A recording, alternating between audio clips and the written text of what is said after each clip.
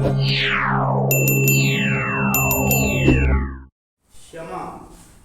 जैसे जैसे हमें यह एहसास होता है कि हमें क्षमा मिलनी जरूरी है, वैसे वैसे हम दूसरों को क्षमा करने लगते हैं।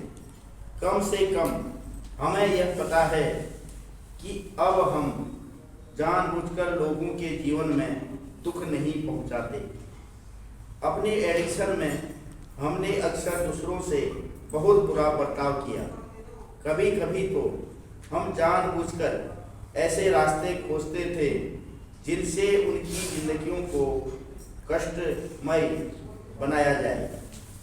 अपनी सुधार प्रक्रिया में भी शायद हम में दूसरों के क्रियाकलापों पर फैसला करने की प्रवृत्ति हो, क्योंकि हम सोचते हैं कि हम बेहतर जानते हैं कि उस व्यक्ति को कैसा व्यवहार करना चाहिए।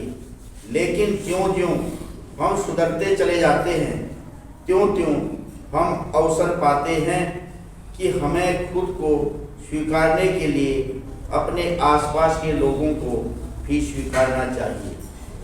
जब किसी का पागलपन प्रकट होने लगता है, तब उसे देख पाना बड़ा मुश्किल हो सकता है।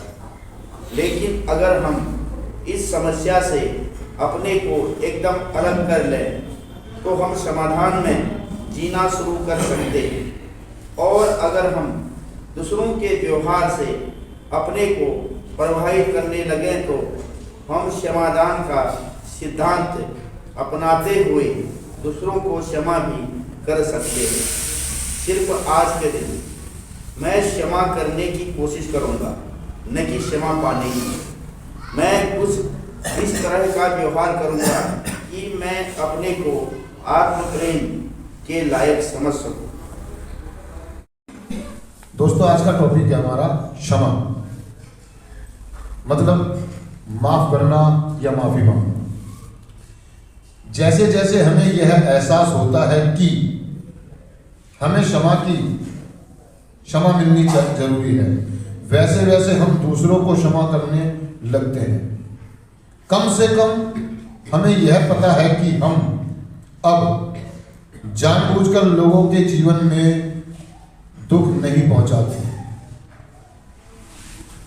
दोस्तों, कहना ये चाह रहा कि क्षमा, जो आज का टॉपिक है क्षमा, माफी मांगना, उसका तात्पर्य ये कि दोस्तों सबसे पहले मैंने अपने आप को माफ करना सीखा। एक एडिक्ट जो नशा कर रहा होता है और वो बाहर की दुनिया की बता रहा है कि हमने जब हम नशा कर रहे थे तो हमने जानबूझकर ऐसे रास्ते, ऐसे गड्ढे खोदे जिससे दूसरों को, लोगों की जिंदगी को कष्टमय बनाया जा सके, मतलब उनको रुला दे, खून के आंसू। जब जब हमारे घर वाले हमें ये कहते थे कि आप नशा मत करो, तो हम जानबूझ के उनकी आंखों के सामने करते थे और डबल करते थे। पता नहीं कौन सी फीलिंग में थे हम, या एक एडिक्ट पता नहीं कौन सी खुन्नस में, जिद में कह लो, अहंकार में कह लो, मतलब वो जानबूझ के ऐसी हरकतें करता है कि ताकि उसके परिवार वाले और ज्यादा रोए। वो मतलब वो खून के आंसू रुलाना चाहता है और खुद भी अपने आप को भी ज्यादा दुख देता है। और जब नशा करते करते करते जब वो प्रोग्राम में, कार्यक्रम में आया था, बहुत बुरे हालातों में होता है ना, और कार्यक्रम में आया था, तो हमारा कार्यक्रम बताता है कि सबसे पहले हमें माफ करना सीखना होगा या माफी मांगना।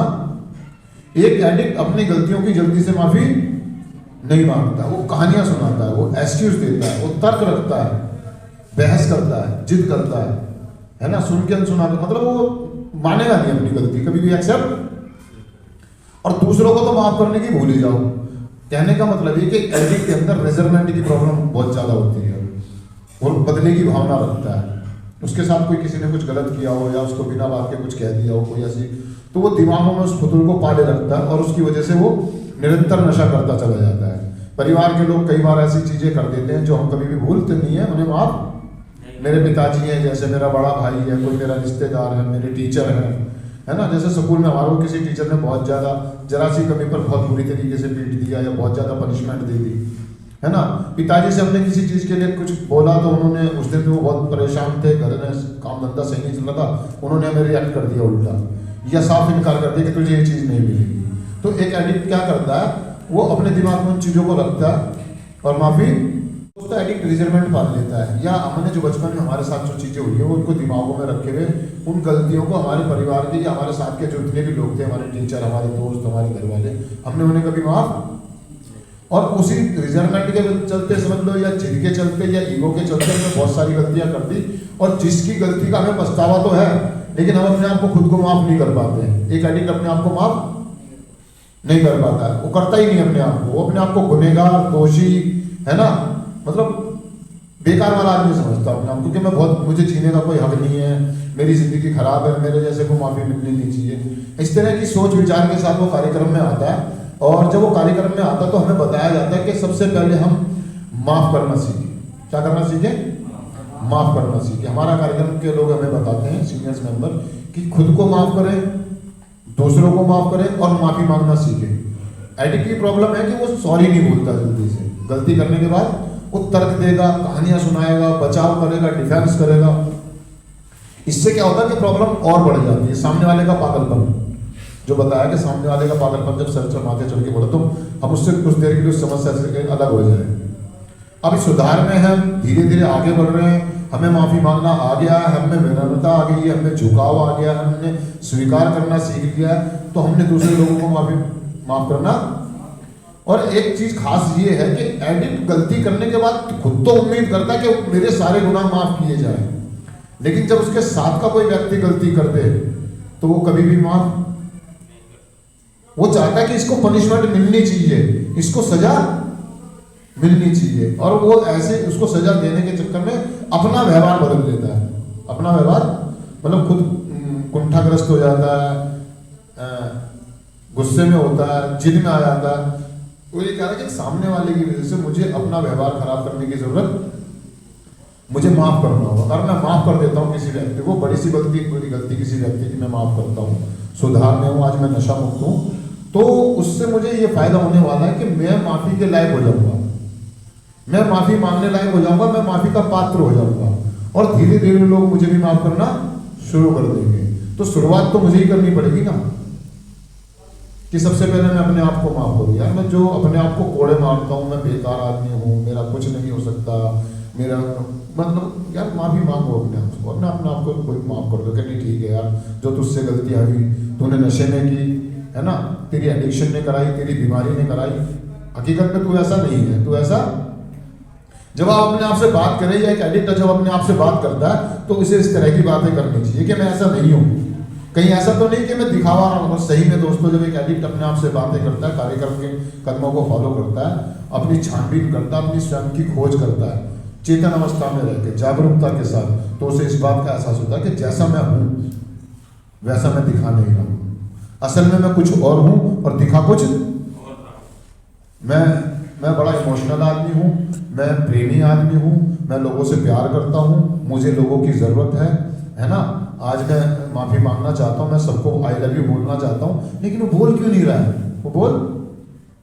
वो झुक क्यों नहीं रहा है, वो क्षमा क्यों नहीं मांग रहा है।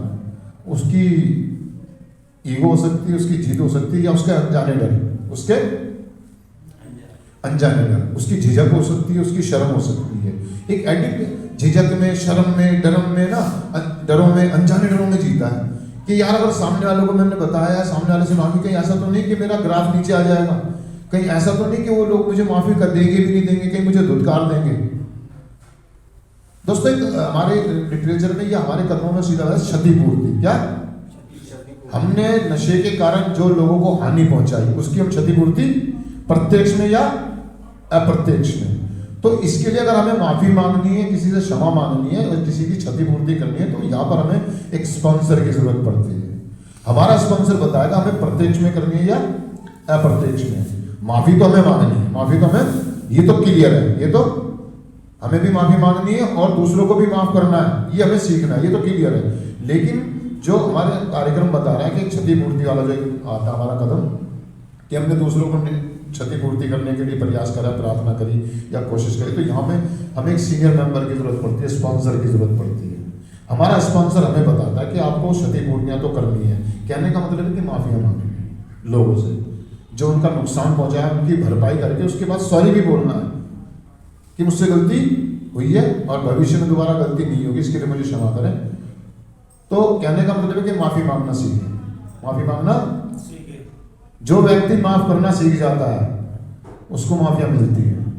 और सबसे पहले हम खुद को माफ करें, खुद को। मुझे जरूरत है अपने आप को, खुद को, क्योंकि मैं खुद का भी दोषी हूं, मैं खुद का भी गुनहगार। मैंने अपने शरीर के साथ, अपनी बॉडी के साथ, अपनी आत्मा के साथ बहुत ज्यादा जातियां की है, बहुत ज्यादा गंद अपने अंदर। तो हमारा कार्यक्रम जो हमें बता रहा है दोस्तों, आज का जो टॉपिक बता रहा है क्षमा, हमें माफी मांगनी होगी। एक बार मैं पढ़ देता हूँ थोड़ा सा। अपने एडिक्शन में हमने अक्सर दूसरों से बहुत बुरा बर्ताव किया। ये सच बात है दोस्तों, नशे के दिनों में बहुत बुरा बर्ताव किया, लेकिन सुधार में आने के बाद भी बहुत सारे एडिक्ट ऐसा ही करते हैं। सुधार में तो है, वो नशा मुक्त तो है, लेकिन बहुत बुरा बर्ताव करते हैं। अगर कर भी दिया एडिक्ट ने, मान लो किसी को पागलपन का दौरा पड़ भी गया है, सामने वाले को या मुझे ही पड़ जाता है या आपको ही पड़ जाता है, तो कम से कम बाद में माफी तो मांग ले यार, सॉरी। तो एक तो चोरी, ऊपर से हमारी प्रॉब्लम ये है, हमारी एक तो चोरी करते हैं, ऊपर से सीना चोरी करते हैं, या एक्सक्यूज देते हैं, तर्क वितर्क करते हैं, डिनाइल कर जाते हैं, साफ इनकार कर देते हैं, सफेद झूठ बोल देते हैं कि मैंने तो ऐसा, झूठी झूठी कसमें खा लेते हैं। एडिक्शन में नहीं, सुधार में भी लोगों से गलतियां हो जाती है, क्योंकि अनजाने डर साथ चलते हैं, ईगो साथ चलती है, जिद। कहने का मतलब है हमारी बीमारी हमें झुकने नहीं देती है, हमें माफी मांगने। और हमारी बीमारी का जो कुचक्र है, जो मायावी चक्र है, वो यही बताता है कि रहने दे भाई, कौन देख रहा है, किसे पता चलेगा, मेरा क्या बिगाड़ देगा, मेरा क्या, मुझसे कमजोर है पैसे में, शरीर में, तो मेरा क्या, मेरे पास ओहदा है, मेरे पास पावर है, मेरे पास कुर्सी है, मेरी पहचान है। दोस्तों ऐसी चीजें अगर हमारे दिमाग में चलती है सुधार में आने के बाद भी, तो हम कहीं ना कहीं हम रिलैक्स की तरफ जाएंगे। हमारे साथ ऐसी घटनाएं घट जाएंगी जो हमारे ख्वाबों ख्यालों में भी तुरंत कबूल करें। अगर जहां भी हम प्रत्यक्ष में या अप्रत्यक्ष में गलत थे, हमने तुरंत कबूल और अपनी कमियों को सुधारा, अपनी कमियों को। तो सीधी सी बात है दोस्तों, आज का टॉपिक हमें कह रहा है कि तुरंत माफी मांगने का प्रयास करें, शर्माने और झिझकने की जरूरत। अपनी ईगो, अपनी जिद, अपना गुस्सा, अपनी शर्म डर को साइड में रख के मुझे माफी मांगनी चाहिए, मुझे सॉरी बोलना चाहिए। अपने परिवार के लोगों को, अपने समाज के लोगों को, अपने जो पेयर ग्रुप के लोग हैं उनसे सॉरी बोलना चाहिए। अगर मैं ऐसा करता हूँ तो मेरे आध्यात्मिक जो पार्ट है मेरी बीमारी का, उस पर काम होता है। मेरे संबंध बनते हैं अपने आप से, मेरे आसपास के लोगों से, मेरे परिवार के लोगों से, और मैं माफी के काबिल। तो दोस्तों आज के दिन हम कार्यक्रम में क्षमा मांगना सीख रहे हैं, और इसकी शुरुआत हमें आज और अभी से करने की जरूरत है। दोस्तों मैं चिंतन पढ़ देता हूँ एक बार। सिर्फ आज के दिन मैं क्षमा करने की कोशिश करूंगा। ये एक बात जो कही है, क्षमा करने की कोशिश करूंगा, क्यों कह रहा है ये बात? दोस्तों मुझे क्षमा करना आता नहीं है, मैं बहुत जल्दी रिजल्ट में आता, इसलिए कह रहा है कि मैं कार्यक्रम करूंगा, मैं क्षमा करने की कोशिश करूंगा, ना कि क्षमा पाने की।